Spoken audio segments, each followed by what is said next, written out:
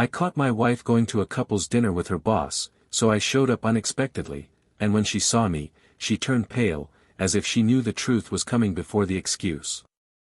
I waited until dinner was over, approached the table, and simply said, "You chose the wrong side of history." That night, I packed up what was mine and ended the cycle without screaming. She tried to call me, her voice trembling, her gaze confused between guilt and fear, but I was no longer the man who needed an explanation. There was something in her eyes that confessed far more than words could dare. And the truth is, I didn't need proof when my intuition had been screaming inside my chest for weeks. I just didn't want to listen. I didn't want to believe. Because loving someone makes us naive, makes us optimistic even in the face of the obvious. But there, at that table lit by candles and false promises, naivete died. And in its place was born a silence, cold, clean, and definitive. Inside, I was shaking. On the outside, I looked too sober for someone who'd had the ground ripped out from under them. The people around me continued to pick up their utensils, pretending not to see what they were seeing. She lowered her eyes. The man next to her pretended to answer a phone call. And I just took a deep breath, approached her chair, and whispered, "Do you know what you lost, or will you only understand when you're truly alone?" No answer. Just silence. A silence that night, screamed inside my suitcase as I packed our picture frames, our souvenirs, and that pair of cups we'd bought in Paris, saying they'd be for our winter Sundays. I packed everything. Except love. I left that right there, on the bed, still warm from the last night we shared. In the days that followed, I understood that grief over betrayal comes in layers. First comes the anger, wanting to break everything, scream, demand satisfaction. But then comes the pain, realizing that the one you loved was no longer the person who came home yesterday. Then comes the emptiness, a living absence, that walks around the house with you, that lies beside you and wakes you in the middle of the night with questions that will never have satisfactory answers. I tried to carry on. I forced myself to smile at friends, to reply to messages with yellow emojis, and to say everything was fine, when in reality, I couldn't even remember what the food I ate tasted like. Everything seemed gray, tasteless, without light. Until one day, out of nowhere, without warning, I breathed, and the pain didn't hurt as much. Maybe it was the beginning of healing. Maybe it was just fatigue. Time passed. And what was once an unbearable void became space. Space to rediscover myself, to understand my own shortcomings, and also to accept that no one destroys a marriage alone, but that betrayal, that is a lonely choice. She did it. She chose it. I stayed. And yet, even at emotional rock bottom, I didn't retaliate with revenge. I just moved on. With dignity. With silence. With self-respect. Because when you truly love someone, even in your goodbyes, you try to leave a little light. She, on the other hand, stayed. With him. Or with what she thought was him. For weeks, maybe months, she lived what she believed was the reward for taking the risk. She posted photos, smiled too much, showed up in new clothes, checked into restaurants she'd never wanted to go to with me. But the truth doesn't hold its own for long. And when the spell wore off, she discovered that what remained wasn't love, it was need. That the man who promised freedom only wanted company until the next distraction. That the glow she thought was passion was just the reflection of an empty display window. He didn't love her. He never had. Maybe he didn't even know what that was. And then, only then, did she look back.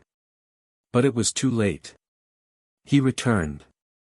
He came to me with the wet gaze of someone who understood, too late, the value of what he had thrown away. He brought apologies, tears, regrets. He also brought a longing that was no longer mine. Because, between silences and healings, I had already found a new love, someone with a calm gaze, a loyal soul, and truth in their actions. Someone who didn't need to promise fidelity because he was already faithful in the way he looked at me. I didn't need to shout victory. I didn't need to expose. I didn't need to show anything. Life takes care of providing the outcome we don't have the courage to write. And when she came to me, I heard everything. Without anger. Without rushing. She said she regretted it, that she had thrown away the only thing that was truly hers. She asked for forgiveness. And I, out of respect for what we once were, forgave her. I gave her a friendly hug. But I didn't go back. Forgiveness liberates, yes, but not all forgiveness opens doors. Some just close with less pain. Today, she lives alone. In a quiet, overly clean apartment. With new furniture, but devoid of history. She walks around the house and sometimes opens a drawer just to look at an old note I left on the coffee table. Sometimes she cries. Other times, she just closes her eyes and wonders how she got there. On the other side of town, I go on with my life. Not with euphoria, but with peace. A peace only found by those who have been whole, even when the other chose to be half. But what she doesn't know, what no one knows, is what happened the night I left. Because that night, after packing my bags, after saying everything I needed to, I did something that would change everything. Something she'll only discover much later, when fate decides to reveal itself. And when that happens, perhaps she'll realize that the greatest loss of her life wasn't her husband. It was the man who would have stayed, if she had stayed too. This isn't a story about betrayal. It's about choices. It's about what's lost when you gamble on the ephemeral, thinking it's eternal. And it's, above all, about the silence that remains when apologies come too late. What happened after that night, is what truly changed everything. Welcome to the channel. Here, we don't romanticize or justify cheating, ever. All the stories we tell are fictional, but inspired by cruel reality of those who have been betrayed and know the pain of disappointment. Our goal is clear, to show that betrayal destroys lives, breaks trust and almost always leaves scars that time does not erase. Get ready. What you're about to hear is more than just a story. It's a warning. An impact. An open wound in the form of a narrative. Take a deep breath. Because you're about to start a shocking story. His name was Daniel, and to outsiders, he was the kind of man who carried serenity even through the toughest decisions. A man of simple yet intense gestures, with a look that spoke louder than his words and a rare patience, the kind life tends to teach only to those who have endured much in silence. He worked in photography, not commercial photography, not the kind of photography for magazine covers or grand events, but the kind of photography of small emotions, spontaneous gestures, subtle smiles, intertwined hands, exchanged glances that last only a second. He photographed what he called invisible moments, because he believed that love lived precisely in the details no one noticed. He was effortlessly kind, and he had one of those souls that makes you want to care for someone before you even understand why. Her name, in turn, was Laura. And there was a kind of radiance about her that was difficult to describe. It wasn't exactly beauty in the classic sense, but a presence. An energy.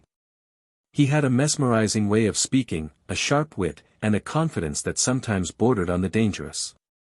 He worked in communications, a digital marketing strategist at a mid-sized company, and he knew how to move masterfully in the spaces he occupied. He knew how to use words, silences, and glances. She was admired by many, not just for her competence, but for her ability to make people feel seen. She had ambitions, big dreams, and a rush. A lot of rush. And perhaps that was where the silent abyss that, unnoticed, began to form between her and Daniel lay. They met in an unlikely way, in a free creative writing course neither of them intended to take, but both ended up signing up for at the urging of friends. It was one of those coincidences that doesn't seem accidental. In the very first exercise, when they had to write a farewell letter to someone they loved, Daniel wrote about a love he never had the courage to live, and Laura wrote about a love she had and lost out of pride. When they read to each other, there was a silence between them that wasn't awkward, it was a recognition. As if, somehow, they'd known each other for a while. They started talking after the course, extended the evening at a nearby cafe, and from then on, they grew closer with a frightening naturalness. Soon, they were immersed in each other. They shared books, coffee, rainy Sundays, playlists, improvised recipes, unfinished texts. And laughter. Lots of laughter. At first, they seemed to fit together in an enviable way. Daniel was calm where Lara was intense. She was drive, he was structure. She lit up the room, he made it safe. For a long time, that was enough to sustain their relationship. Friends said the two had a rare chemistry together. And they did.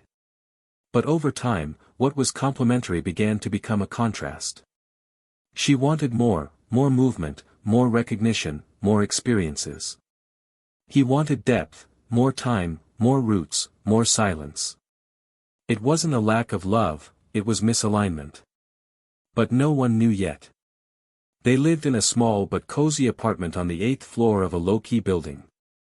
The kind of home that breathes life into its details. On the wall, pictures taken by Daniel and quotes chosen by Lara.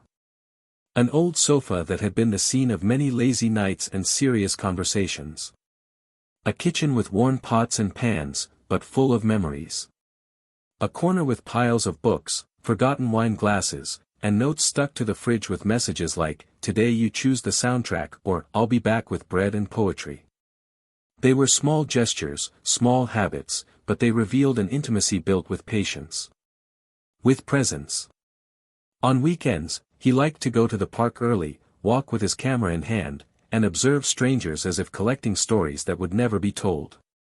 She, on the other hand, would sleep in, check emails, stay up to date on trends, and chat in work groups even after work hours. Not out of obligation, but out of passion. She loved what she did, and this love consumed her in a way that sometimes distanced her from other things.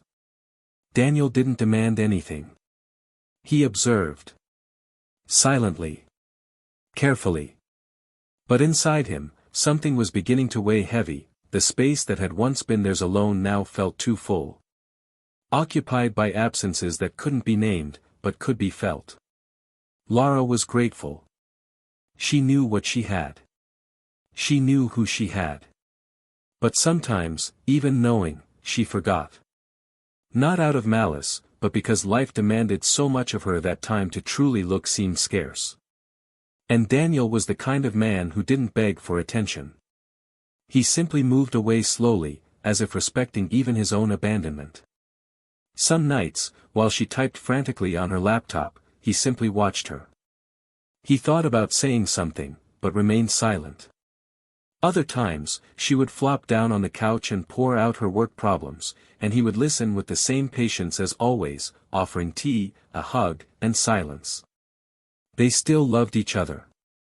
But there was a kind of distance between them that couldn't be measured in meters or hours. It was the distance of time not spent together, of listening that didn't happen, of words that were spoken and others that died along the way. Dinners together became rarer. Deep conversations gave way to summaries of the day. Sex, though still present, no longer had the same sparkle as when they surrendered themselves like someone discovering themselves. Everything still existed. But it existed on autopilot. And the most dangerous thing about this is that, when something starts to slowly die, almost no one notices. She started going out more, citing professional commitments, strategic meetings, networking events. He, in turn, didn't question it. He simply supported her. "You're shining," he'd say. And she smiled, but there was something in her gaze that wasn't exactly pride. It was distraction. Maybe guilt, maybe emptiness. But he didn't see it. Or pretended not to see it. He preferred to trust. He preferred to believe that the love between them was strong enough to withstand even what wasn't said out loud. And perhaps it was. But the problem was never the strength of love. It was the fragility of choices. Mutual friends began to notice the distance. Some of Lara's friends asked if everything was okay. She said yes, that it was just a phase, that he was more introspective, and she was busier. No one suspected anything beyond that. After all, the photos on Instagram still showed kisses and smiles. And at social gatherings, the two still seemed complicit enough for no one to suspect. Daniel, though quieter, still held her hand in front of others. Lara, even distracted, still looked at him as if remembering the reason she fell in love. But in the silence of the house, in the darkness of the bedroom, the absences screamed. She began to save memories in hidden folders on her phone. Deleted messages, broken calls, promises made at odd hours. Small things. Things that, taken alone, could have been mere distractions, neediness, impulses. But when added together, they formed the beginning of something bigger. Something she hadn't yet named, but which already occupied an emotional space that was no longer Daniel's. And maybe that wasn't the worst part. Maybe the worst part was that she knew. She knew the risk. She knew the value of what was at stake. And yet, she continued to tread that fine line between curiosity and destruction. Daniel, on the other hand, began to feel a diffuse anguish. He wasn't sure what it was, but her laughter no longer seemed as spontaneous. Her touch no longer held the same warmth. Sometimes she kissed him hurriedly, as if making an automatic gesture.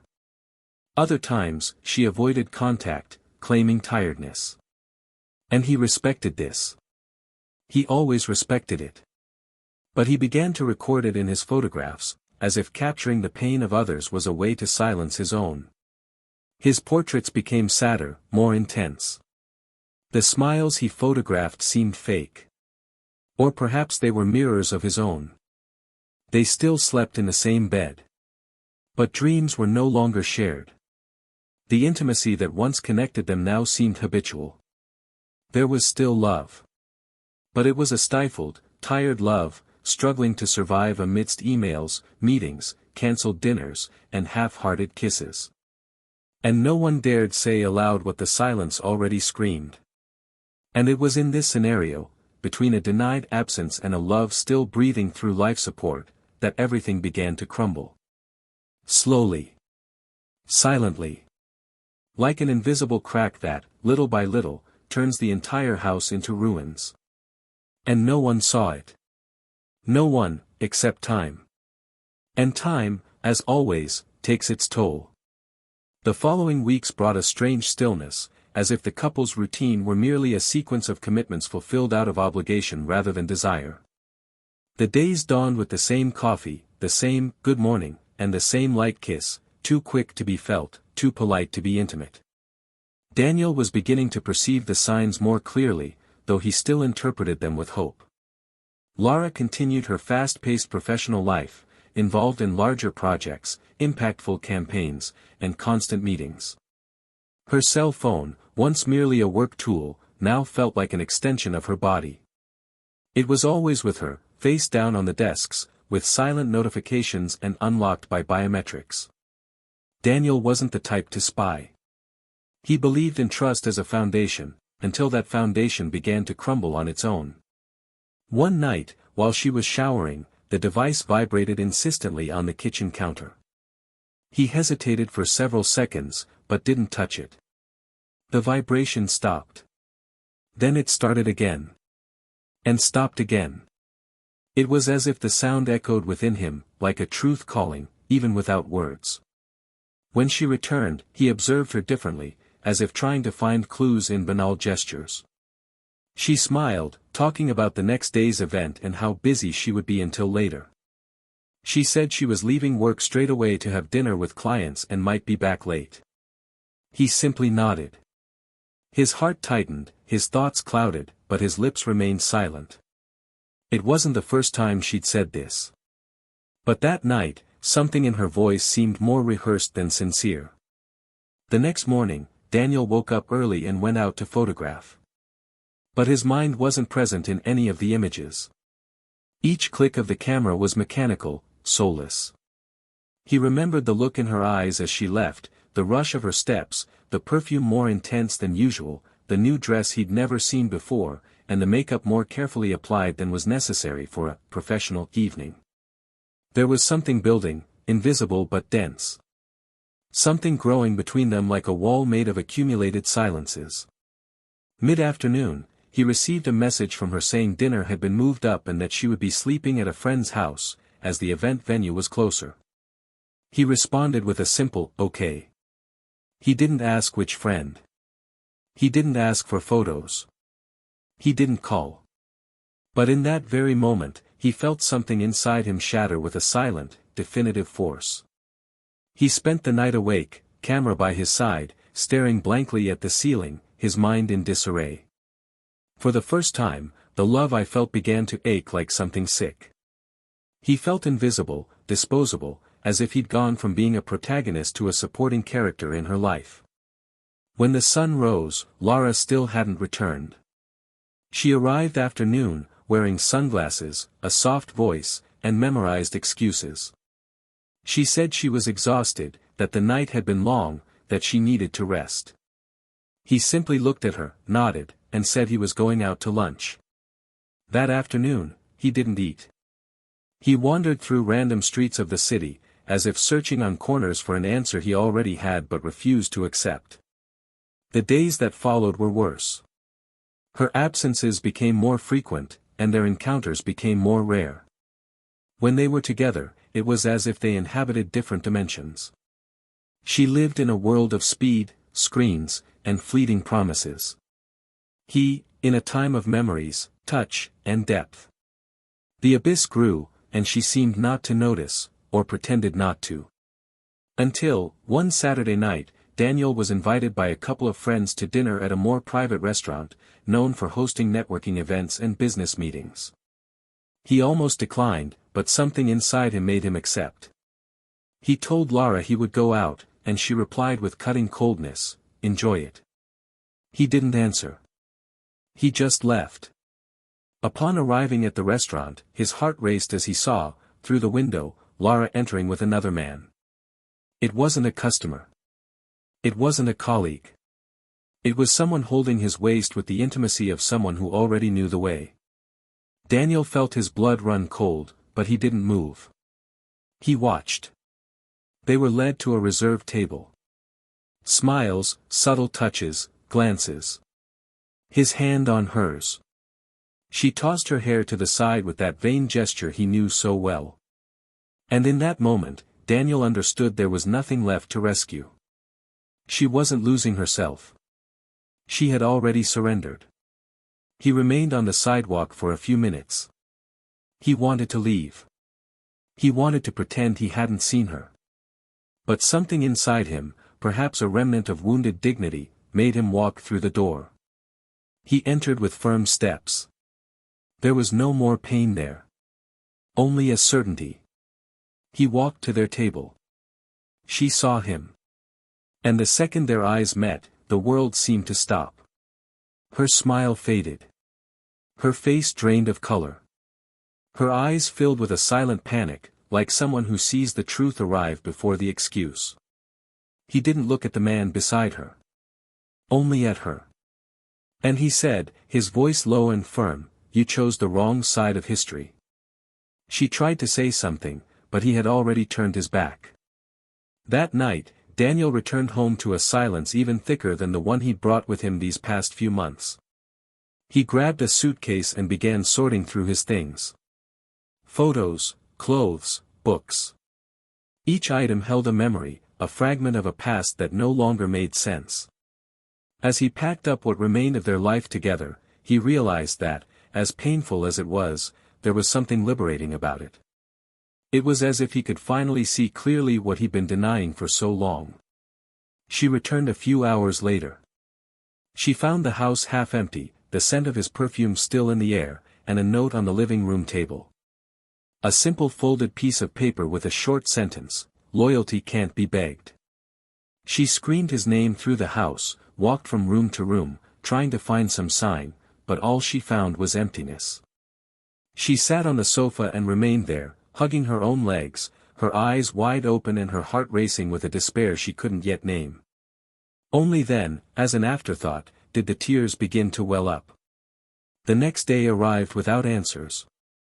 Daniel disappeared from social media, didn't respond to messages, or answer calls. Not out of revenge, but because there was nothing left to say. While she tried to reconstruct excuses in her own head, he began a silent process of rebuilding. Not of the relationship, but of himself. That's when he realized that, even though the love was still there, dignity needed to come first. He started walking more, talking to old friends, revisiting places he used to frequent alone. She, on the other hand, began to experience a kind of emotional disconnect. She tried to keep up appearances at work, but felt the weight of guilt in the details. The smells of the house, the music he listened to, the movies they watched together, everything seemed to scream his absence. She began reviewing old messages, photos, videos. She remembered the letters he wrote on birthdays, the simple dinners with makeshift candles, the lazy Sunday mornings. And what once seemed small now loomed large like an unbearable echo. She tried to reach out. She texted, emailed. She called. But the silence was absolute. And the more the silence grew, the deeper she sank into regret. She began to mentally revisit every decision that had led her there. The excuses she'd made. The dates she'd arranged. The lies she'd told. And, little by little, she began to realize that what she'd thrown away wasn't just a relationship, it was a haven. A love that sustained her even when she didn't realize it. Meanwhile, Daniel began to reclaim parts of himself that had been forgotten. He rediscovered writing. He resumed an old personal photography project. And he met new people. Not in a rush, not urgently. But with the serenity of someone who had already lived through the worst and was now searching for truth. He wasn't looking for a new love. He was simply looking for peace. But what Lara didn't yet know was that behind that night when everything fell apart lay something she could never have imagined. A revelation that wasn't just about betrayal, but about something deeper, more intimate, more definitive. And when that truth came to light, what she felt now, guilt, regret, pain, would seem like just the beginning of what was yet to come. The following weeks were a mix of silence and reconstruction.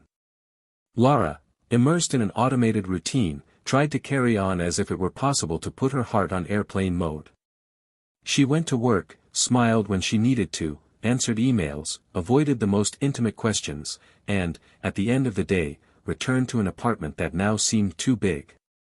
She had moved some things, changed the sheets, put away the picture frames, but no external change could muffle the echo of emptiness. In every corner of the house there was a hidden memory. The chair he liked to sit in with a book, the favorite cup she hadn't yet had the courage to use, the scent of his cologne that seemed to cling to the closet, even after the clothes were gone. Deep down, Lara silently hoped that time was just a pause. That he would return. That it had all been just a temporary escape.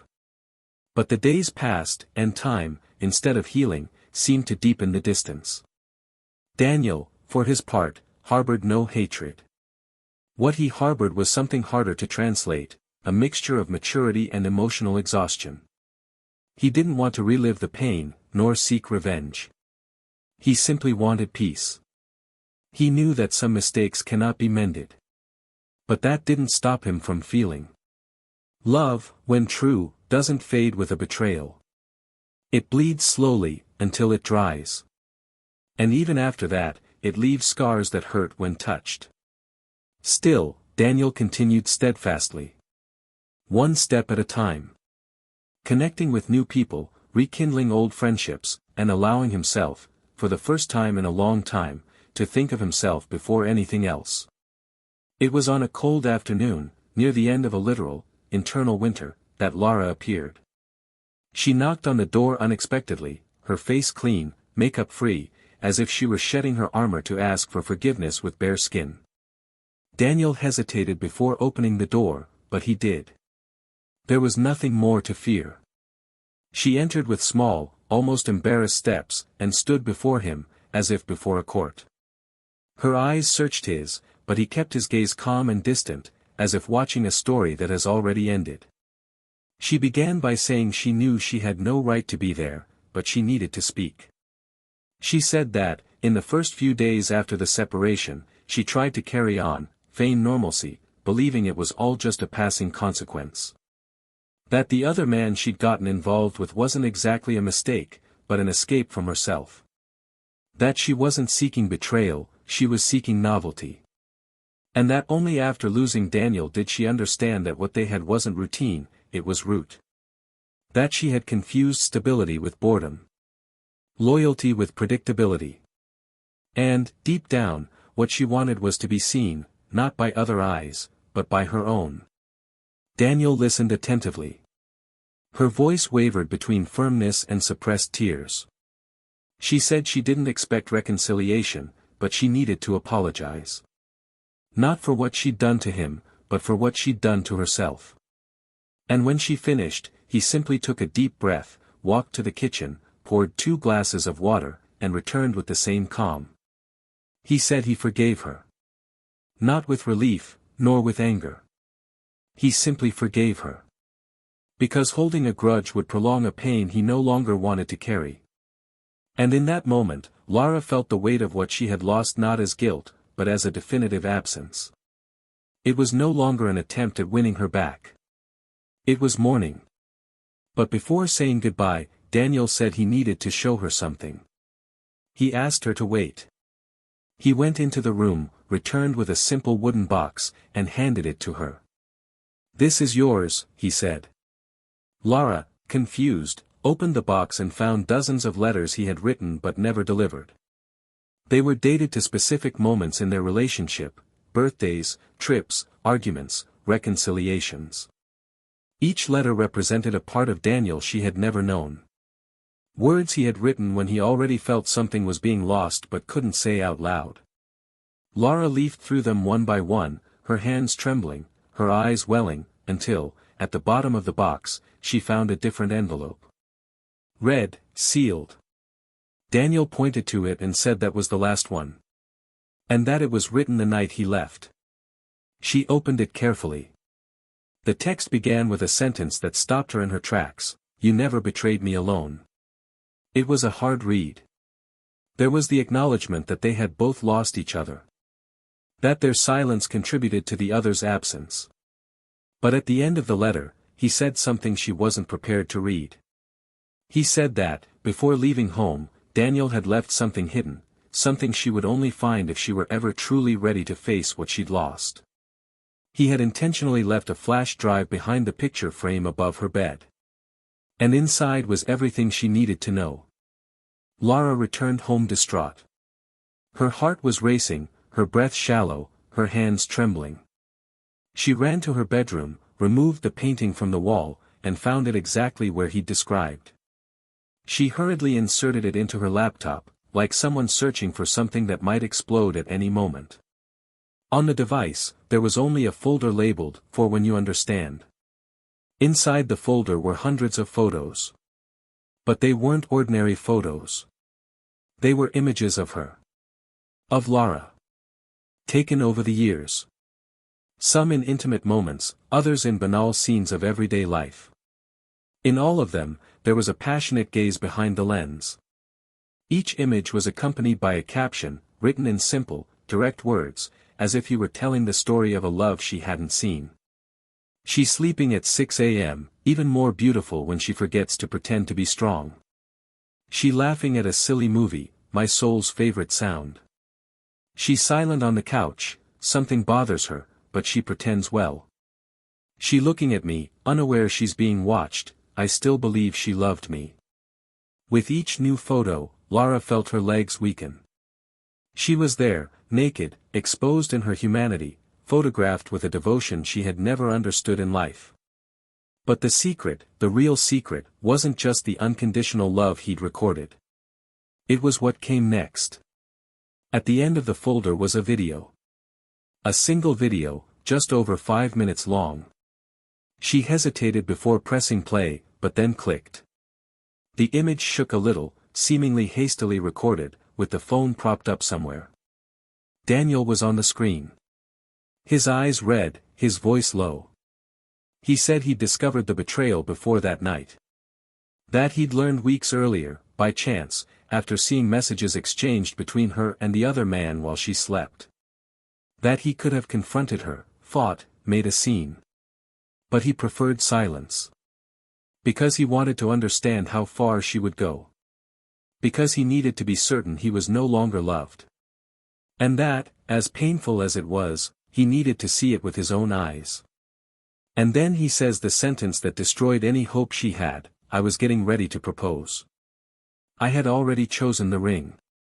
I had already written the vows. I had already spoken to your parents. I was just waiting for the right moment. But it never came. Because love ended, alone. The camera then cuts off, and the screen goes black. The sound of her crying, now loud and deep, begins to fill the house. Lara, kneeling before the computer, understood in that moment that she had lost more than a man. She had lost a destiny. A future that was about to happen, but was cut short by an impulsive choice. She hadn't just betrayed a relationship. She had killed a promise, buried an entire life that was about to begin. And there was no going back. In that moment, the tears no longer brought relief.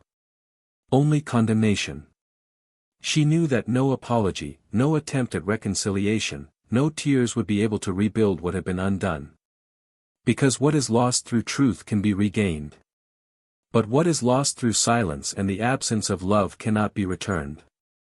And there, alone, surrounded by the images of a love that contemplated her even when she couldn't see it, Lara understood that the betrayal wasn't the end. It was merely proof that love was tired of fighting alone. She got up slowly, walked around the house, looked at her belongings, and for the first time, everything seemed black and white. It wasn't longing. It was mourning. And what was to come, would be even crueler. Because time, even though generous, exacts its toll. And there are pains that only reveal themselves after guilt sets in and love is gone. That night, Lara didn't sleep. She sat on the living room floor until dawn, her eyes dry from crying, her face pale, her hands trembling, and a feeling that had no name. Time seemed suspended inside her, as if the world around her had stopped so she could feel, without distraction, the weight of what she had caused. When the sun flooded the room, shining a light on the chaos she had wrought, Lara stood up, her body weary and shoulders hunched. She showered mechanically, threw on whatever clothes she had, and left aimlessly, as if wandering unfamiliar streets were an attempt to escape herself. I didn't know what I was looking for. Maybe forgiveness. Maybe a sign. But deep down, what she really wanted was a way to go back in time, to prevent herself from crossing that invisible line that separates error from tragedy. Across town, Daniel had already received notification of the movement on the flash drive. He knew that, at some point, she would open it. He was prepared for it. He had deliberately left everything, the folder, the photos, the video. Not as revenge, but as a final release. He needed her to know. He needed her to feel what he felt. Not because he desired her pain, but because he believed that only then would she understand the full extent of what she had lost. That day, he left early for a meeting with an editor interested in publishing his photography project on silence.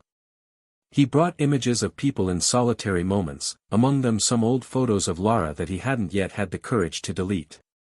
The idea was to transform those images into a traveling exhibition about losses that aren't shouted, losses that reveal themselves in the look, in the gesture, in the absence. The editor was interested. He wanted to know who the people in the photos were, but Daniel deflected. He said they were anonymous. Ordinary people. And, in a way, it was true. Because the pain he experienced could be anyone's. The difference is that he chose to turn it into art, not hate. That same afternoon, Lara wandered the streets, unsure of where to go. He passed their apartment building and, instinctively, went in. The doorman recognized her and opened the door with an embarrassed look, as if he already knew what had happened but said nothing. She went up to the 8th floor and stopped in front of the door to the apartment that now belonged only to her memories. She sat on the floor in the hallway, hugging her legs, and stayed there for over an hour. She waited for him to return, to cross the elevator, to see her there, fragile, ready to say what she never said when there was still time. But Daniel didn't show up. Because he no longer lived there. As dusk fell, she decided to look for him. Not by text, not by phone. She needed to speak to him face to face, eye to eye, with the courage she'd previously lacked. She learned from a mutual friend that Daniel was exhibiting at a small gallery in the city. She took a taxi and went there.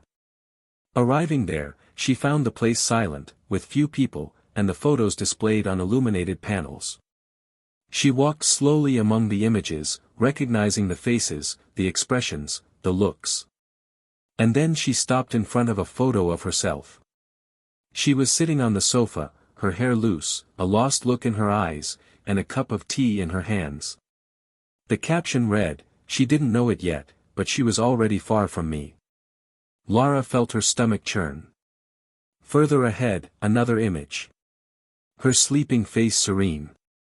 Caption, "I loved her even when she wasn't awake to see me." Beside it, a picture of Daniel, alone, with his back to her, in front of a window. And the phrase, "It was here that I decided to leave." That exhibition wasn't just a photographic display. It was their story, fragmented into images and short phrases that said more than any scream. She didn't cry there. She remained silent. When Daniel appeared from the back of the gallery, they stared at each other for seconds that felt like an eternity.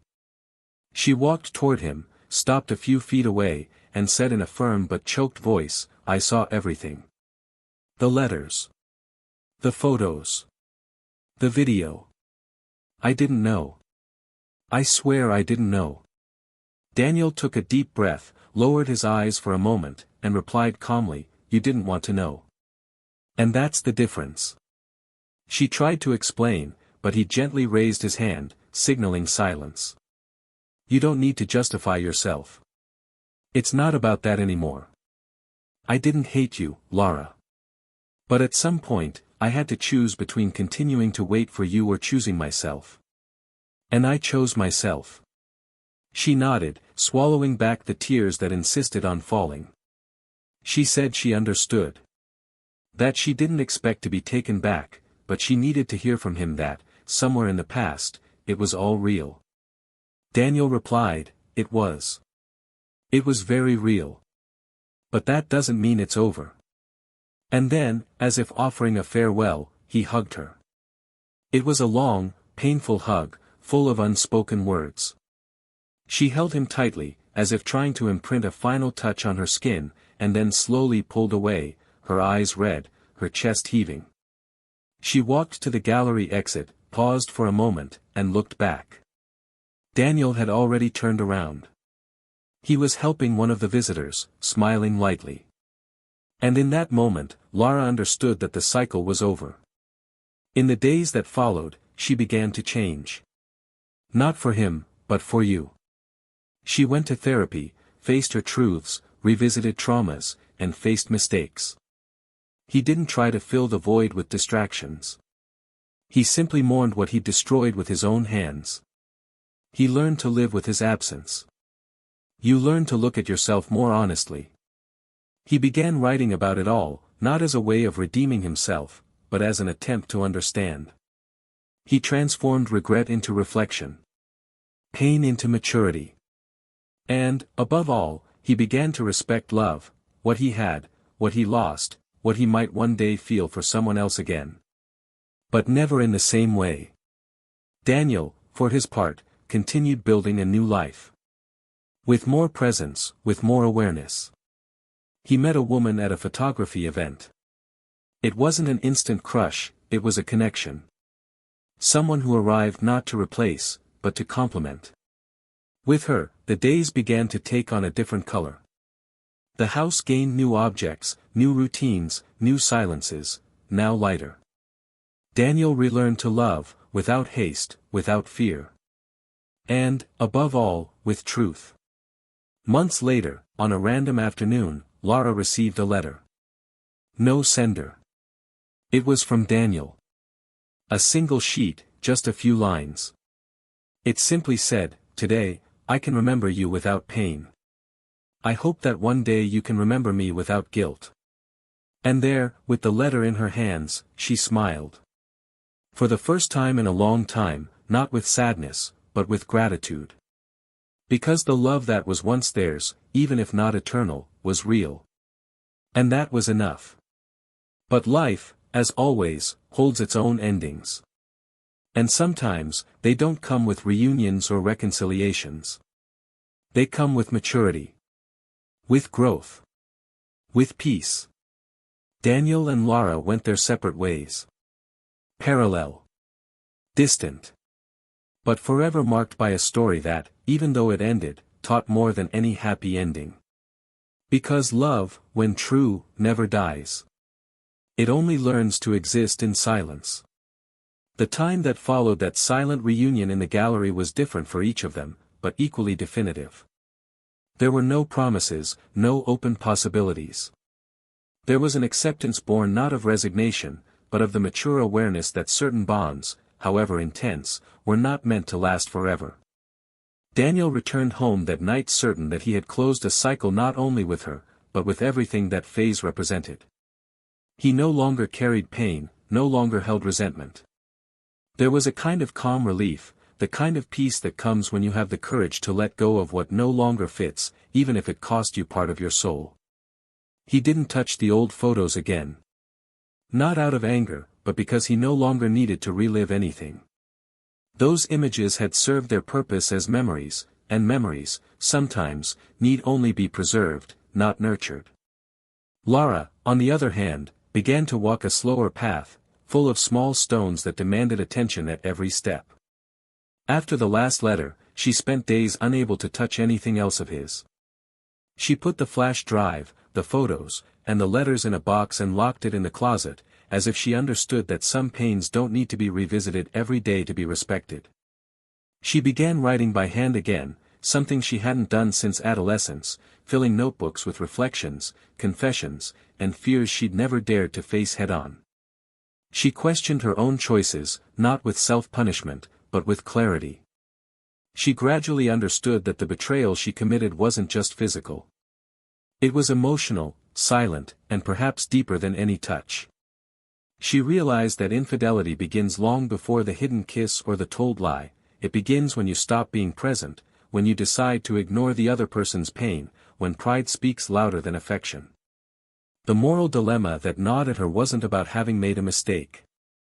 It was about having taken so long to admit that it was hers. For so long, she had hidden behind the excuse of routine, distance, and the difference in worlds. Now, she saw clearly that Daniel had always been there. He just didn't shout, didn't demand, didn't impose himself. He loved silently, but with such a deep surrender that she mistook it for complacency. And when she tried to find outside what she already had inside, she destroyed something that would take years to truly understand. In a therapy session, while talking about the longing she still felt, the psychologist said something that pierced her like a dagger. Do you miss him or the version of yourself that existed beside him? She remained silent for long minutes. And then she understood. The absence wasn't just his. It was hers. Who she was before she crossed that line of no return. Meanwhile, the new woman in Daniel's life made herself present without occupying forced space. She was someone who arrived slowly, without intrusion. Someone who didn't ask for proof, who didn't question the past, who didn't compare, she simply existed there with a lightness he no longer remembered was possible. They had a relaxed, but not shallow, relationship. Together, they were building a new way of loving, unhurried, without idealizations. She knew part of his history, enough to understand the wounds, but not so much to be trapped in the shadow of another woman. She respected Daniel's silence, but also challenged him to speak more. She showed, with her actions, that she wasn't there to compete with what had passed, but to be present in what was to come. And that was enough. On a cloudy Sunday, Lara decided to go to the bookstore she usually went to with Daniel. It was almost a masochistic choice, but she had to face that place. She sat on the same sofa in the reading area, picked up a random book, and leafed through it without really reading. Within minutes, she felt a presence nearby. It was a woman with white hair and kind eyes. They exchanged a few words about the weather and the silence of the place. The woman, unaware of anything, said a phrase Lara would never forget: "Life is like that, sometimes we only understand love after it's gone. The important thing is not to let guilt rob us of what we can still be." And there, without knowing why, she cried. She cried in front of a stranger, as if that phrase had unlocked something she already knew but couldn't yet accept. It was no longer about winning Daniel back. It was about reclaiming her own worth. About becoming someone who, in the future, wouldn't hurt anyone else in the same way. The following week, while sorting through old work emails, she stumbled upon a folder of photos Daniel had taken for an advertising project of hers years ago. At the time, he had offered to help, even without charge. Reviewing those images, she saw for the first time how dedicated he was, even when he wasn't seen. Care was taken in every frame, every edit, every detail. Daniel had always been like this. He gave even when the other person didn't realize they were receiving. And now, with eyes trained by pain and absence, Lara saw. She saw everything. And it hurt even more to know it was too late to thank him. The dilemma that haunted her was no longer whether he would forgive her; she already knew that he would. It was whether she would ever be able to forgive herself. Not for the betrayal itself, but for having been blind to the truest love she'd ever known. For having needed to lose him to recognize it. And for knowing that what she'd destroyed wasn't just a relationship. It was a chance to be better. Not for others. For herself. Daniel, meanwhile, walked with firm steps. I still thought of her in random moments of the day, seeing a street, hearing a song, tasting a dish. But these were neutral memories. They no longer came with pain or longing. They were like leaves falling at the end of autumn, still beautiful, but part of a season that had passed. He enjoyed the life he was building. He had learned to trust again, to open up, to allow another person to see him fully. And this didn't erase the past. It only showed that, yes, it is possible to move on after disappointment. It is possible to love again. But, most importantly, it is possible to love yourself enough to accept nothing less than reciprocity. And so, they both continued, in different directions. With marks that wouldn't disappear, but that, instead of paralyzing, taught. Lara, little by little, resumed her career with a different outlook. More human, more sensitive, less impulsive. She began teaching workshops on emotional ethics in corporate environments, addressing topics such as empathy, listening, and presence.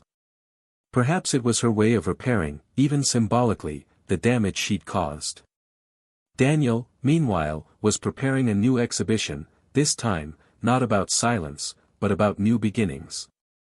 Images of people who had overcome losses, who rebuilt bonds, who learned to live with what was left. There was still one last scene to be experienced between them. Not to reconnect, not to seek redemption. But to maturely close what, for so long, had been open only emotionally.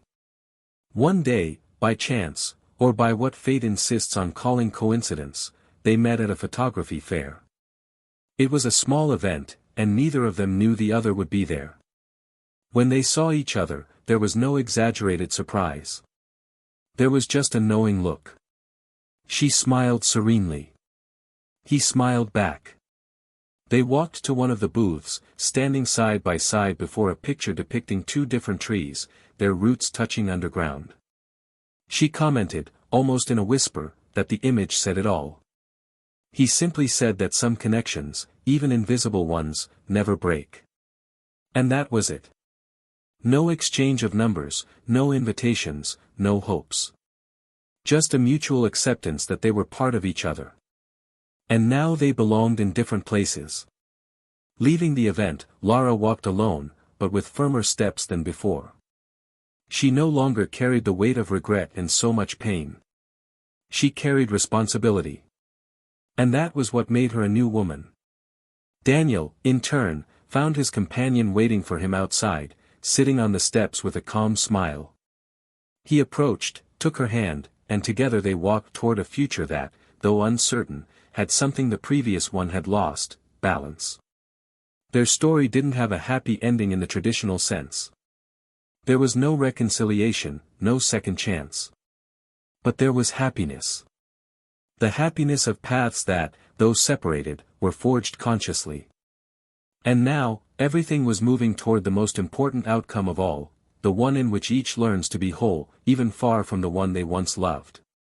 2 months after that last chance encounter at the photography fair, the world around her seemed to have moved on, but inside Lara, a process was still in motion. It wasn't suffering, nor was it hope for a return, but something she took a while to name: resignification. The memories that had previously come with tears and regret now surfaced with a different weight, no longer as open wounds, but as sensitive scars. She began visiting new places more often, meeting people who knew nothing of her story and, therefore, looked at her without the shadow of what she had been. With these people, she relearned to talk about herself, to listen unhurriedly, to not shy away from silence.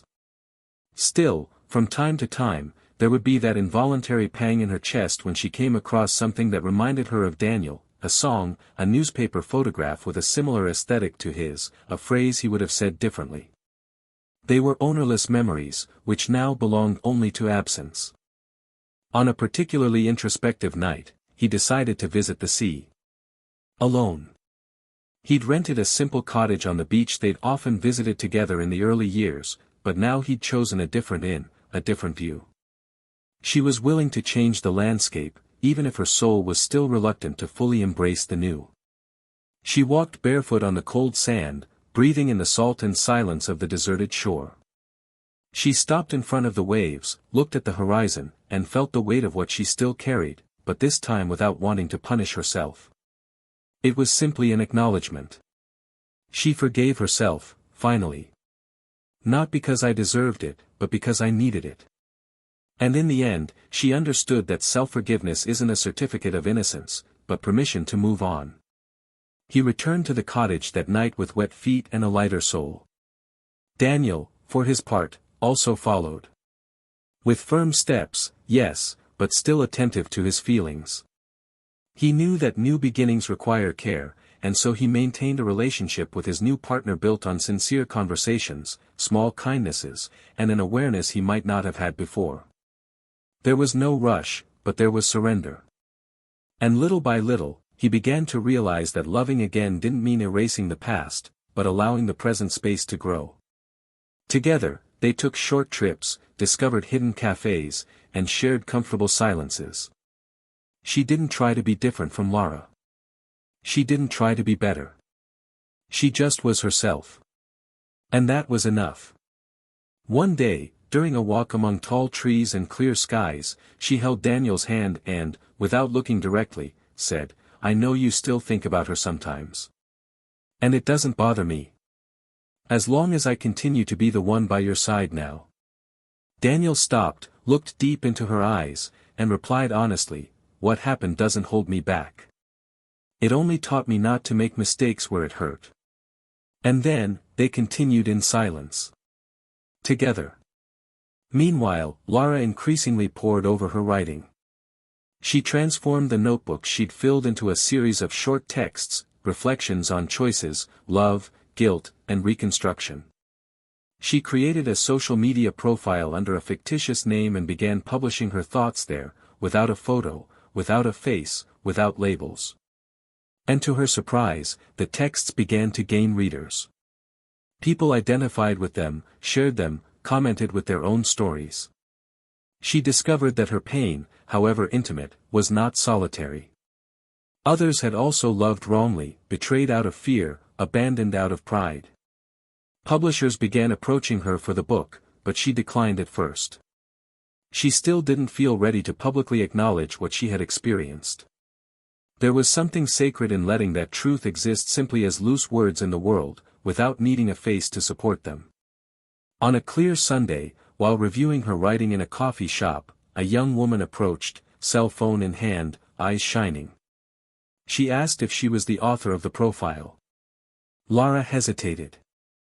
The girl insisted, "It's you, isn't it?" I recognized your writing style. I read all your writing. You saved my relationship. Lara smiled in surprise. The girl said that, while reading one of the articles, she realized how much she was repeating mistakes she herself had once condemned. She said that, thanks to that writing, she found the courage to talk to her husband, acknowledge her mistakes, and rebuild their relationship. Lara thanked her, still unsure of how to respond. When the young woman left, she stood there, motionless, her hands around her coffee cup, her heart filled with something she hadn't felt in a long time: purpose. Daniel's life was also taking on new contours. His photography project about new beginnings was selected for an exhibition in another country. It would be his first international business trip. The woman now walking with him was enthusiastic about the idea, and together they began planning the trip. In the midst of organizing, while sorting through some old files, Daniel found a photo of Lara, one he'd never exhibited or put on a flash drive. It was different from the others. She was looking directly into the lens, with a tired but sincere smile. It was a raw, imperfect image, but there was something about it that made him pause. He didn't miss her.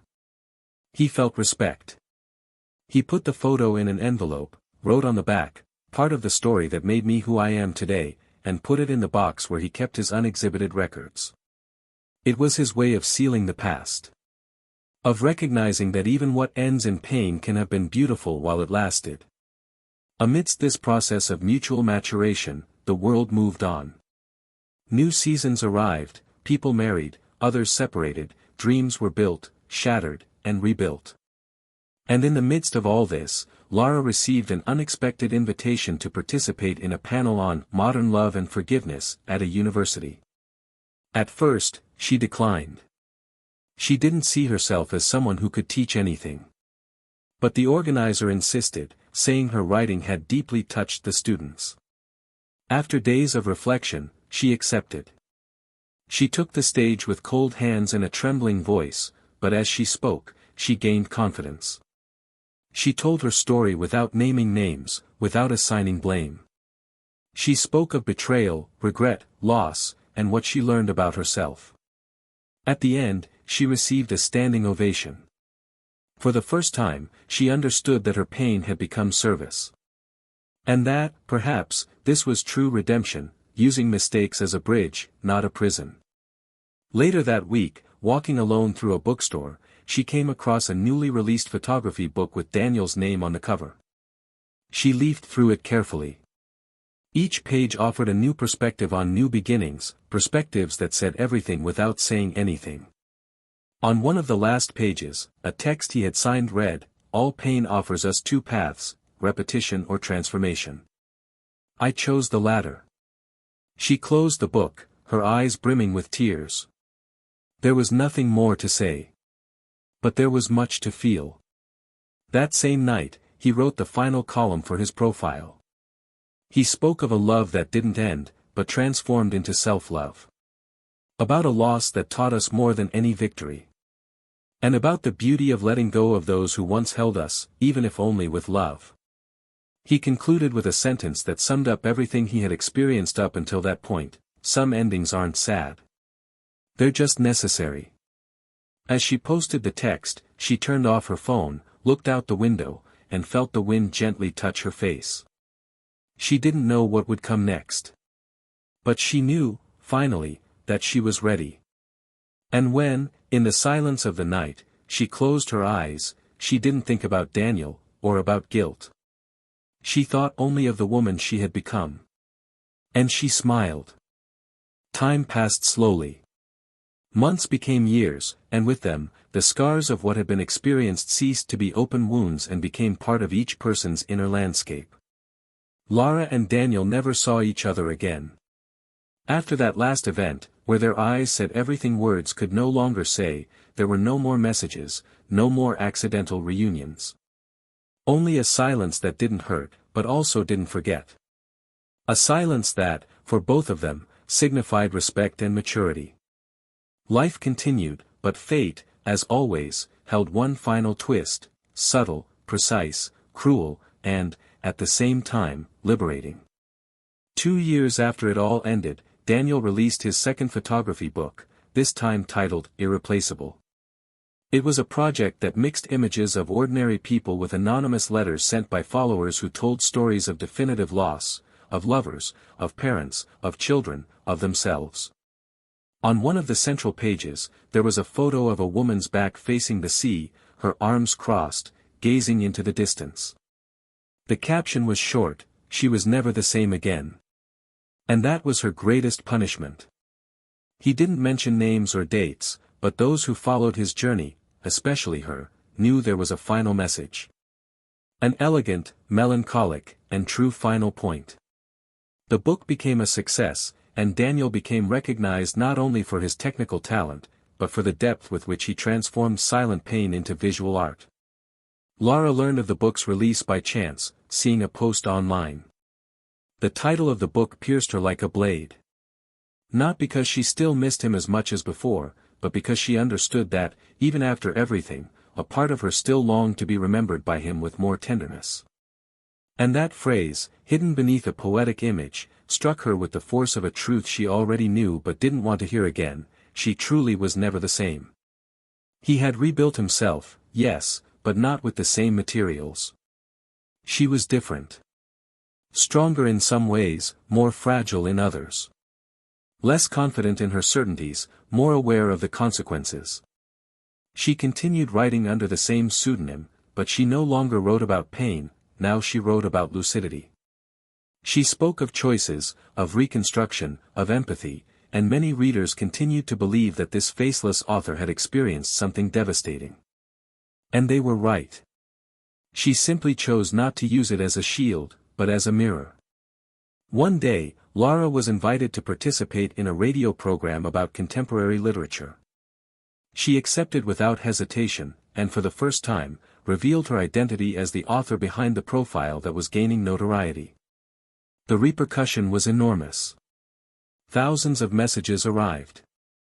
Among them, one, anonymous, signed with just one word: gratitude. She didn't know if it was from Daniel, the woman he was now with, or someone who simply understood her story. And perhaps it was for the best. Because not all responses require identification. Some simply need to arrive to fulfill their purpose. Daniel's new partner, contrary to what many expected, was not a shadow of his previous wife. She was light. Intelligent, sensitive, and centered, she understood his silences, participated in his creative processes, and, most importantly, never competed with the past. Over the years, she built a solid relationship with him, based on truth and reciprocity. They had a son, a boy with a calm and curious gaze, who inherited his father's taste for observing the world in detail and his mother's gift for translating feelings into words. Little by little, Daniel saw his life take on shapes he never imagined. The pain that tore him apart in the past became fertile ground for an even more beautiful story. Not perfect, but true. Lara, for her part, never remarried. She had 2 brief, intense relationships, but they ended for different reasons. Not out of fear, but out of wisdom.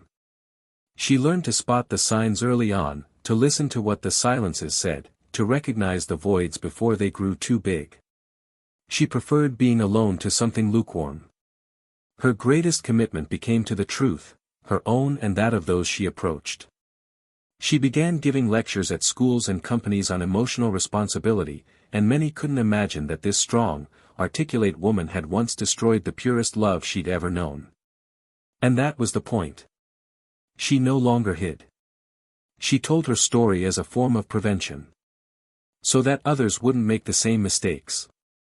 So that betrayal wouldn't be romanticized as impulse or need, but treated for what it truly is, a rupture that destroys not only the other person, but also those who choose to betray. One late afternoon, during one of her lectures, she was approached by a young woman who, in tears, said she was about to cheat on her husband. She already had someone in mind, dates planned, and excuses prepared. But upon hearing her story, she gave up. She returned home, looked at her husband with more sincerity, asked for help, went to therapy, and together, they started anew. Lara held the young woman's hand and said, "You saved something I destroyed. That's enough for me." And in that moment, she understood that, even without personal redemption, she could offer transformation to others. It was there that the beauty of her new life was born. Not in regained love, but in multiplied awareness. Years later, Daniel wrote another piece, this time an opinion piece for a major magazine. He discussed emotional fidelity, how the cruelest betrayals aren't physical, but those that ignore the other person within a relationship. He noted that betrayal often begins when we stop caring, listening, and being present. He concluded the article with a quote that went viral on social media: "Love doesn't die when there's no kiss. It dies when there's no presence." The text was shared by thousands, including Lara. No caption.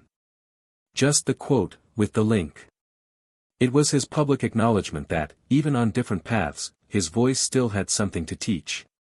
And that, for her, was enough. Today, Lara continues writing. She teaches, travels, lives alone, but fulfills herself. She chose not to repeat the mistake. She chose, every day, to be the woman Daniel deserved to have met at the wrong time. And even though he's no longer there to see it, she is. And that's enough. Daniel, now a father, partner, photographer, and respected author, lives with gratitude. Not for the pain he experienced, but for the man he became for having survived it. In one of his last interviews, he was asked if he had overcome that experience. He smiled and replied, "You don't overcome what shaped you. You just learn to live without the weight." And that was the most sincere answer he could give.